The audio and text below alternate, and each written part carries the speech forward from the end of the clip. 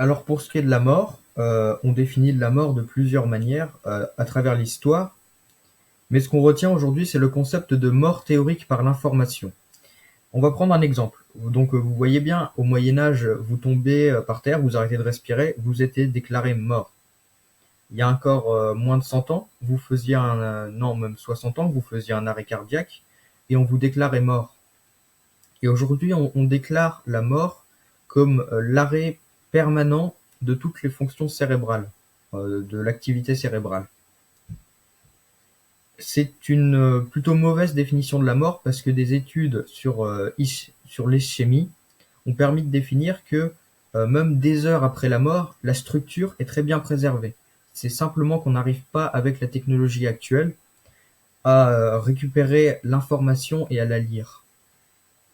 Le nanotechnologiste Ralph Merkel, dans son article dans les années 90, dans son article Molecular Brain Repair, il a défini la mort comme la mort théorique par l'information ou mort informationnelle.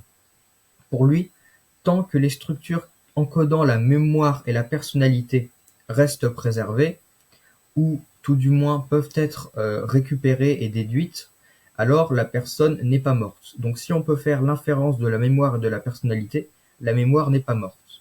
Certains philosophes pourraient continuer de définir la mort comme une sorte de comme l'interruption d'un flux continu de conscience, sauf que comme on le sait déjà, lors du sommeil par exemple, ce flux est interrompu. Donc on pense vraiment que ce qui compte c'est l'information qui est encodée dans les structures cérébrales, dans le connectome en particulier.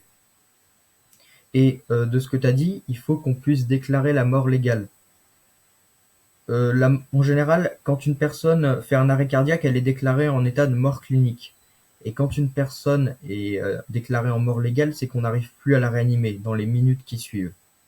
Le temps idéal pour commencer les procédures de cryoconservation, c'est dans les premières minutes qui suivent l'arrêt du cœur. Donc certains cryonistes, surtout ceux qui sont en phase terminale, ont un certificat de non-réanimation qui permet de commencer les procédures de cryopréservation le plus rapidement possible.